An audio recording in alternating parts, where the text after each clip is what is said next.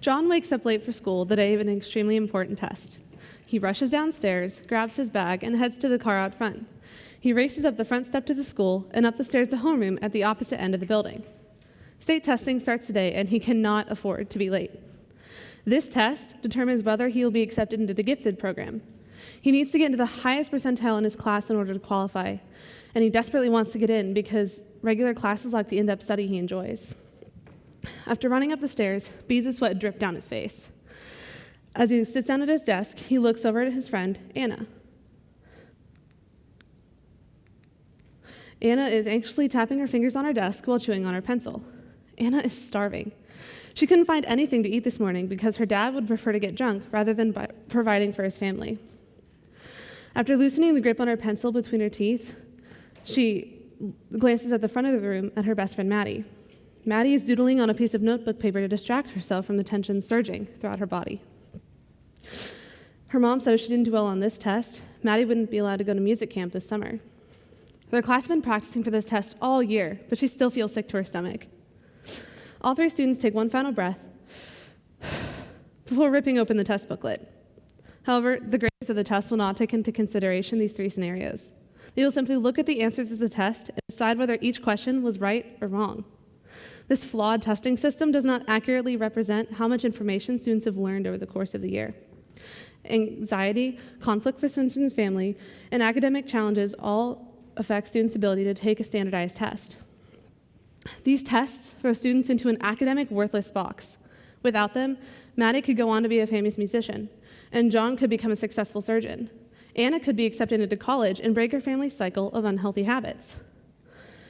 Due to the current public school curriculums, the Department of Education should remove state-mandated assessments because they've caused corrupt teaching methods in the classroom.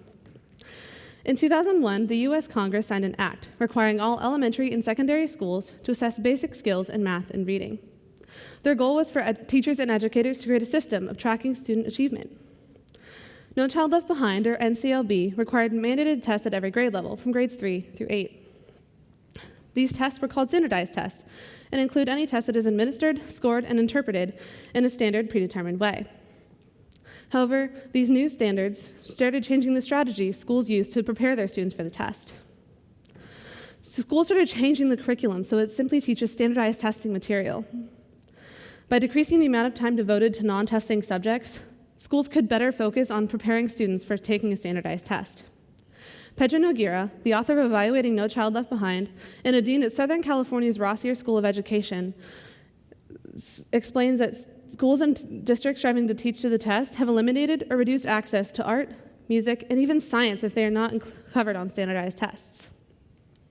The goal in passing this law was to create an accountability system for students' math and reading scores, not to eliminate science, language arts, music, art, but students no longer have the opportunity to study these concepts in depth. After 15 years of using NCLB, the Act changed to Every Student Succeeds in 2015 to reform the major issues with the first Act and solve the issues. Essentially, Every Student Succeeds Act was designed to remedy the wrongs of No Child Left Behind. ESSA changed how teachers prove they follow the curriculum to make sure that they're knowledgeable about conducting assessments that are instructionally relevant. However, hardly anything else changed between NCLB and ESSA. In fact, many people, including teachers who know the curriculum, were not aware of any changes that took place in regard to NCLB. After talking with 3 teachers, all of whom currently teach in middle schools, all of them are unfamiliar with the term ESSA. The lack of change in this reform has caused additional problems surrounding the Every Student Succeeds Act. During my speech, I will first address the several problems with NCLB. Then I will discuss how these issues have carried over to ESSA. Finally, I'll propose a possible solution to solve the problem. To begin, NCLB only covers basic concepts on standardized tests, which limits the amount of information students are taught. Schools have pushed teachers for results in testing, thus pushing them to teach to the test. However, students no longer study the in-depth concepts they need to learn. Cassandra Richardson, a teacher at Royster Middle School in Sanuk, Kansas, said she had to relearn the excitement of exploring new ideas, even as a teacher. Students don't get excited about learning new ideas. Schools have created a curriculum that fails to inspire kids to keep learning. Diane Ravitch, an educational policy analyst, said teachers and school officials have devised various ways of gaming the testing system. That is, tricks and shortcuts to achieve the desired results without improving education. Since schools have used standardized testing, students no longer have the best education possible. An education is supposed to help students recall the information beyond the date of the test. In order to reach this level of knowledge, teachers should push them to do more than the minimal amount of information. However, by teaching to the test, students no longer remember the information they need to learn afterward. Due to the basic curriculum, students are tested every year on the information, but even the scores do not improve as they progress. Maria Ferguson, an educational director at George Washington University, asserts that for far too long, policymakers and the public have lamented the resources spent on strategies that yielded little or no results. Standardized tests do not provide adequate results for students' progress. For example, according to the Ohio Department of Education, testing scores have made little improvement from 2003 to 2015. Clearly, the fault lies in the curriculum because children are not pushed to learn more than the minimal amount of information. Teachers in schools should plan to use curriculums that teach more than the minimal amount of information for tests. Furthermore, students struggle to portray their knowledge on tests. Since the test consists of basic questions, students struggle to portray the knowledge they actually have. Carla Mooney, the author of Standardized Testing, asserts test questions are too simple for students to demonstrate sophisticated reading comprehension and critical thinking. Therefore, if schools fail to push students, they will not be properly educated. Standardized tests cannot accurately monitor other subjects, thus they fail to help students improve their skills in other areas. Brian Kaplan, an author and professor at George Mason University, explains that basic skills have remained mediocre. Schools have failed to push their students to their full potential, and the lack of depth in questions on state tests has caused them to be inaccurate for tracking students' progress. The Department of Education should not base progress solely on standardized testing because it has failed to assess students' progress properly. For example, students might have something distracting them or hindering them from taking a standardized test. Ashley Boggs, a teacher at Monroe Junior High, pointed out that even the brightest students have bad days. Standardized assessments do not account for any emotions students feel while taking this test. If a student has a bad day, their score will not accurately assess how much information they have learned over the course of the year. In addition, some students struggle to just demonstrate their knowledge on tests. Richardson added that people try to mold these kids into what the state wants, like cookie cutters. Schools are expected to yield the same results every year. However, not every child does well on tests. These results will never reach the desired goal because they evaluate students' the ability to take tests, not how much information they have learned. In addition, standardized tests leave little room for creative students to demonstrate their knowledge.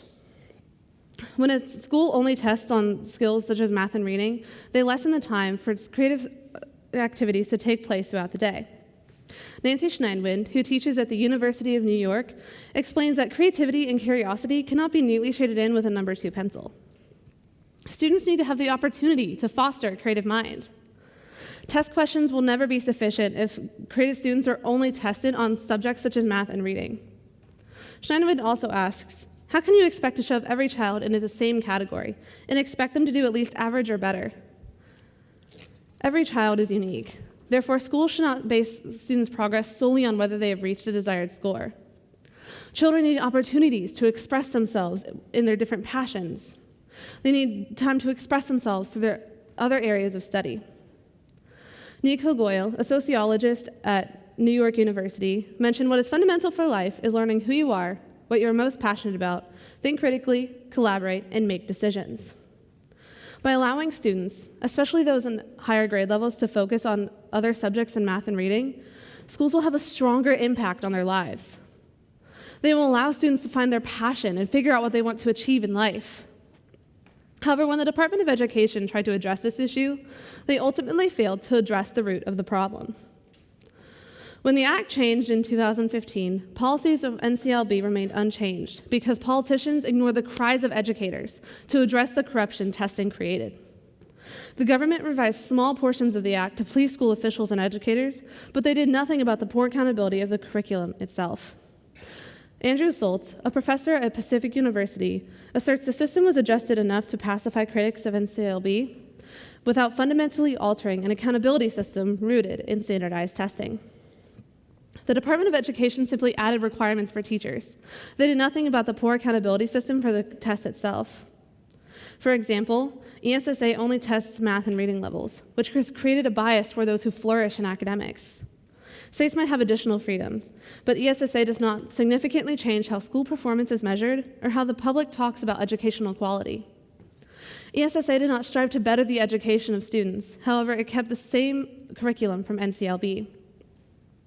Although the act attempted to reform, ESSA never solved the biggest issue with NCLB. Neither ESSA or NCLB gave students the opportunity to demonstrate their progress in other areas. Frederick M. Hess and Brendan Bell, directors of education at American Enterprise Institute, stated, unfortunately, state leaders and advocates egging them on have seemed to have missed a key lesson from the NCLB era. ESSA should have allowed students to express themselves in other areas in addition to math and reading. As long as school systems use standardized testing, these tests train children to compete with one another and ignore what makes them unique. When state assessments were established, schools began teaching their students to accomplish similar goals. They fail to celebrate with kids for what makes them special. Therefore, Soltz adds, no such fix will be sufficient because they will inevitably fail to address the root of the problem. This problem, which started with NCLB, still remains when examining ESSA today. However, by altering the curriculum, public school systems can provide students the best education possible. First, we need to change the curriculum so that it does more than simply teach to the test. Ravitch believes tests should follow the curriculum. It should be based on the curriculum. They should not replace it or precede it. Students need to demonstrate what they have learned to prove they have mastered the concept. However, by teaching what standardized testing covers, they have not studied these concepts in depth enough to do so. Instead of learning how to answer questions, students should explore new ideas that interest them. Teachers should inspire students to pursue a subject that does spark their interest. Helen F. Ladd, an educational economist, mentions our aspirations for education in schools are far broader than teaching children how to do well on multiple choice tests in subjects such as math and reading. Children learn the most when they're staying engaged fully and highly interested, but doing nothing but preparing for a math and reading test will not wield these results. Teachers should be awarded the class time to study concepts in depth. One way to do this is emphasize the importance of art and music as it relates to academics. Amy Duma and Lynn Silverstein, teachers at John F. Kennedy Performing Arts, point out that arts can be used to enhance the curriculum. The primary focus is on the other curriculum area, science, social studies, language arts, math, with the arts used to enhance that instruction. By using art and music in other classes, teachers present the opportunity to expand their knowledge on subjects that would not normally spark an interest. Another way to improve the quality of education is by cultivating an environment where students can foster their different talents and skills. God gave people all different kinds of talents and abilities so that the church would thrive. Paul says in Ephesians 4:11-12, so Christ himself gave the apostles, the prophets, the evangelists, the pastors, and the teachers to equip his people for works of service so that the body of Christ may be built up. Children need to have the space to figure out what their strengths are. By allowing students to utilize these gifts and abilities, they will facilitate such an environment for all students. Furthermore, society cannot function well if everyone succeeded in the same area. For example, 1 Corinthians 12:19 reads, if all were a single member, where would the body be? Society needs people with different skills, and children need time to explore and develop those skills. God intended for humans to be unique in order for them to successfully work together. If public schools were to follow this ideology, they would create a sense of diversity and creativity in the classroom. Duma and Silverstein suggest, imagine walking into an elementary school and seeing a diverse group of students hard at work in language arts, math, science, and social studies. You hear the students singing, dancing, acting, and creating visual works of art. By cultivating a sense of creative elements in learning, students will apply their different abilities and gifts they have been given to work together in every area of study. Although some believe that testing is the best option, students have not received the best quality of education possible. Many educators believe that state testing works because it provides an equitable and unbiased standard for education. Even Richardson admitted it is one of those things that looks great on paper. The intent was to make sure every child was well educated. Although testing has aspects that are important to consider, they have not fulfilled the desired goal. Schools should use tests that present better results than standardized testing. Testing wields not the most desired results and proves unreliable to help all students.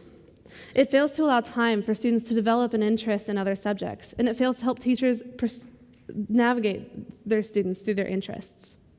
A teacher's duty is more than presenting information. Aaron Turvey, a teacher at Cincinnati Hills Christian Academy, suggests that teaching is born out of a desire to love each individual and support him or her in a multitude of ways beyond just subject matter. Teachers are there to guide students in learning, but testing denies students the time and interest to achieve such goals. Therefore, districts should use systems that benefit their students the most. Due to unethical teaching methods, the Department of Education should eliminate standardized tests from public school curriculums. By removing the stigma around students' success in the classroom, standardized tests will not cause as much anxiety in students. Many distractions, such as disagreements or nerves, can keep students from doing their best on state assessments. These tests cause anxiety and create an unfair assessment of students' progress. Maybe you have a friend like Anna or a cousin like John. Maybe you have a sister like Maddie. All of them felt anxious before their test. However, they did not need to be. A child's worth is not rooted in test scores, grades, or what college they plan to attend. You can help change their stories for the better. Kids need your help to understand that school can be more than circling the right answer on a test. Psalm 139:14 says, "I praise you, for I am fearfully and wonderfully made. Wonderful are your works, my soul knows it very well." God created people to have gifts of all different kinds, and each of these gifts is built into the person both fearfully and wonderfully. Thank you.